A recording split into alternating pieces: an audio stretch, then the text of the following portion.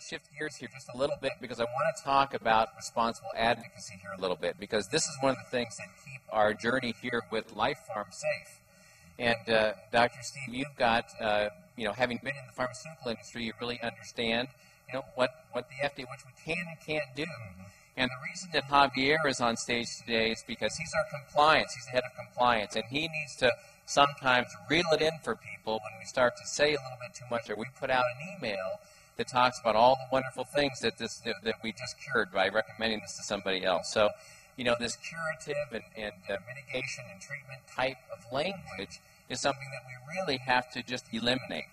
And so what I'd like to do is for Javier, for you just to take a moment and explain to people the role that you play in helping to, I guess one way I'd say police, what's happening out there, and also understand that while we are advocates with our product out to the world, he is an advocate for all of you and making sure that you have something here over the long term.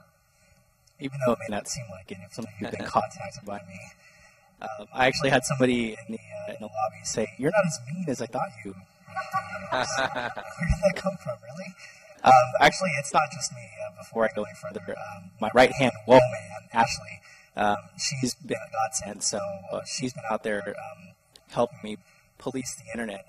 And some of the, we come across several different sites, blog sites, social media forums, and you, for the most part, here understand compliance, what you can and cannot say. And as you come into the business, it is your responsibility as a consultant to educate those people that come in, to let them know, look, this product is amazing, and you can basically say, look, take this product, call me in 30 days. If it doesn't work for you, I'm going to get your money back. But you won't call me in 30 days. You'll call me in 2 weeks asking me to buy more. That's how amazing this product is, and if it wasn't that amazing, we wouldn't have this many people here. But for example, some of the things that we do see, and we had one incident over the past week. We had a consultant who felt that because she was not living in the United States, that she could say whatever she wanted to, and she said whatever she wanted to. Laminine, just in case you guys don't know, according to this website, cures cancer, cures diabetes, Get it on record, Javier. cures everything. So when we contacted her, she said, I don't live in the United States. I don't need to abide by the FDA, FTC guidelines. I can say whatever I want to. And your company is going to get red flagged for it. So instead of being combative, I said, look, you need to understand it doesn't matter where you live. The company is founded and it's based here in the United States. We've got thousands of consultants in the United States who, if you don't comply, you're going to affect their paychecks and mine. And I don't know about you. I like getting paid. You guys like getting paid too, right? So we made some progress with that, and eventually she came around, thank God. But that's just some of the things, we have to be careful what we can and cannot say, and we've changed policy. We've made some additions to that, so it's outlined there, so you guys can know exactly what you can and cannot say. Right. Well, compliance is a continuing journey. We're trying to understand all the fine elements of that, and that's where we're going to be talking a little bit later this afternoon about compliance and understand that we do have some things coming that are going to help us stay within those lines. And so, Dr. Petrosino, having had the experience on the other side of the equation, not trying to protect the company, the field, but just what's happening out in terms of what you see in the nutritional industry. I mean, these are lines that get crossed all the time. So how do we best stay within the lines in our effort to be responsible advocates? Okay, as I mentioned before, you always have to use a disclaimer: this product is not intended to diagnose, treat, mitigate, or cure any disease. So as long as you say that, but at the same time, you cannot say Laminine cures cancer, and then this product is not intended to diagnose, treat, or cure. So you can say that Laminine assists the body in X, Y, and Z, because the body heals itself when it's given the proper tools. So the best way to circle around that is Laminine assists the body.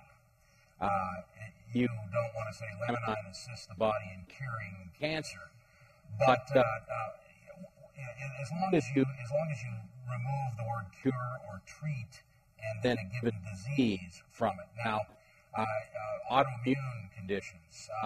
If you say rheumatoid arthritis, because I know folks that have had great benefit from their rheumatoid arthritis while they're on Laminon. But I can't put on the website, Laminon has been known to treat and mitigate rheumatoid arthritis, because that's a disease treatment claim. And the way that you can, if you ever want something interesting, you can go to the FDA's website. It's fda.gov, and then you can actually put the names in of different companies that sell nutritional supplements, or even network marketing companies. And you can find that there are letters, they're called FDA action letters, that go out, and they go out to principals in these companies when somebody does something that's untoward on the internet. Now, if it's not seen as an action within the company, in other words, if the FDA finds 20 websites from a given company that are all claiming the product cures cancer, then they're going to go after the company. If the FDA sees a letter from one person that says they're going to treat or cure a disease, that first letter usually goes to that individual with probably a copy to the company. So, and you can actually, it's interesting reading if you're, at least for me, it's interesting reading. But you can actually go on there and see these letters, and it's like they're cease and desist letters, because the FDA has power. I was associated with a company that had a pretty decent product. This was a number of years back, and I won't mention the product's name or the company, but it was a seaweed product, and it was an extract from seaweed, and had some pretty good anti-inflammatory effects. And the president of the company actually found some research that showed that the product caused apoptosis of cancer cells in a petri dish. Now, apoptosis means that it's pre-programmed cell death, so it just caused those cancer cells to die in the petri dish. Now, that's not a human being, and that's not treating cancer. Well, this individual put on the company's website that the product causes cancer cells to pop. I called him up, and I said, you better get that off of your website. This is the company website. And first of all, apoptosis isn't popping. It's, you got it wrong there, too. But, and they were cells in a petri dish. So in other words, you're implying this drug is effective in treating cancer. And I said, you will hear from the FDA. And he said, well, we have the science to back it. Well, after a while, you couldn't get that product anymore. It was not available. And I went to the FDA's website and saw a picture of a giant earth mover that was heaping dirt on top of $2.3 million worth of the company's product. So the FDA does have a sting, and if you ignore them, they can go and they can seize all the company's product, and they can bury it in a landfill somewhere with impunity. So we don't want that to happen to our product. Good reason to pay attention. Yeah, so pay attention and don't make any claims. Okay. So. Well, at the risk of getting the hook, I want to ask one last question, and just a 15-second soundbite for each one of you. And that, not possible for Steve, so I will come over and hold the mic in front of Steve. But in a 15-second soundbite, each one of you, in your own specialty and as practitioners and people of science, you obviously got stirred up when you heard about Laminine or you tried Laminine. What would be a 15-second thing that you could just share with the people out here today that got your attention? Because I think a lot of people, and I'm speaking from people in the field's perspective, going, gosh, I would love to talk to my doctor. If we're going to change the world, we have to affect the current medical model. We have to help with that transition. I think we all are catalysts for that. So what would be a 15-second thing that Dr. Norwood would get your attention? And then let's go on down the line here. All right, I relate to patients.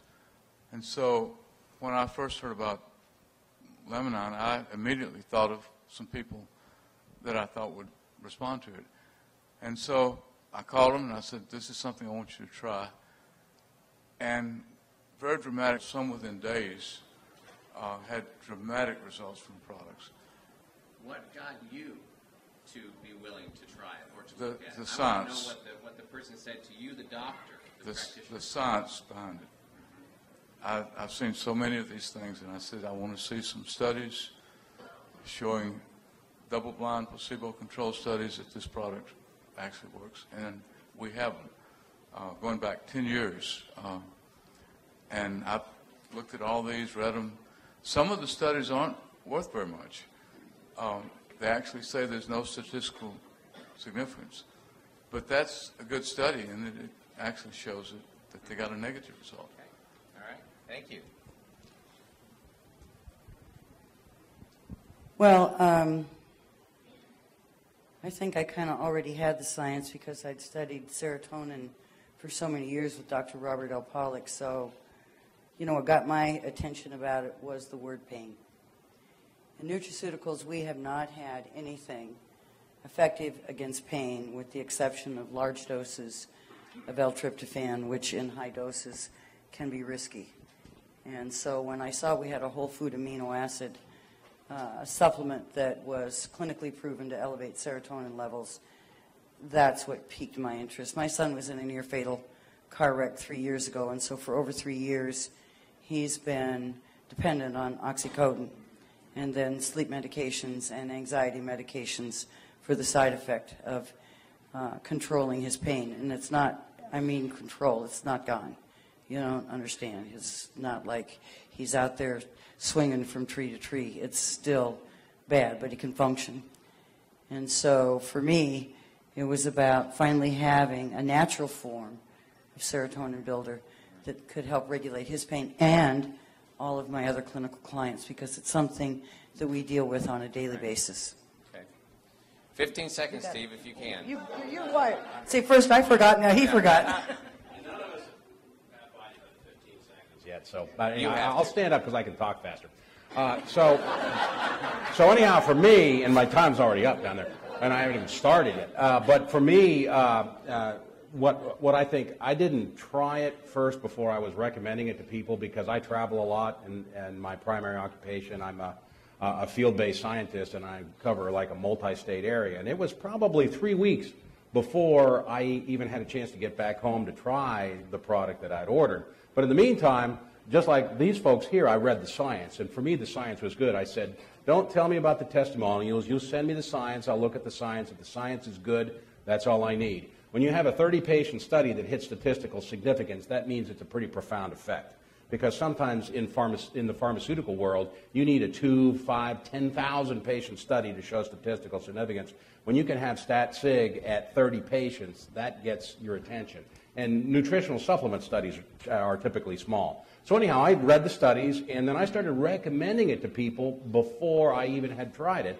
And people say, well, I want to try it first to see how it works. Well, for me, it's like, well, the science is there. I know the science is there. These are reputable journals. It's good data. It's going to work. So, but at any rate, 3 weeks later, I got on the product myself because I finally got home, took it. I was driving down the Pennsylvania Turnpike, and I remember prior to that, maybe a month before, I had said to my wife, Lynn, I know I'm out of time.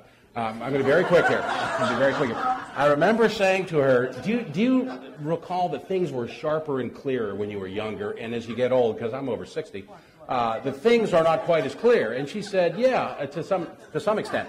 But as I was driving down the Pennsylvania Turnpike, it was like a curtain went up, and everything got clear, and so it scared me so much I pulled over into a rest stop and examined my eyes. But that was what first happened to me. And that was 3 days on the product. That wasn't too bad. No, that was great, Steve. That was great. Great. Well, I want to thank all the doctors and the professionals here that have shared their time and energy with us. Really appreciate it, Dr. Norwood, Rena Davis, Dr. Petrosino. Thank you, Javier. I'm looking forward to this afternoon. Let me turn this back over to you, Dr. Kim. Thanks, Dr.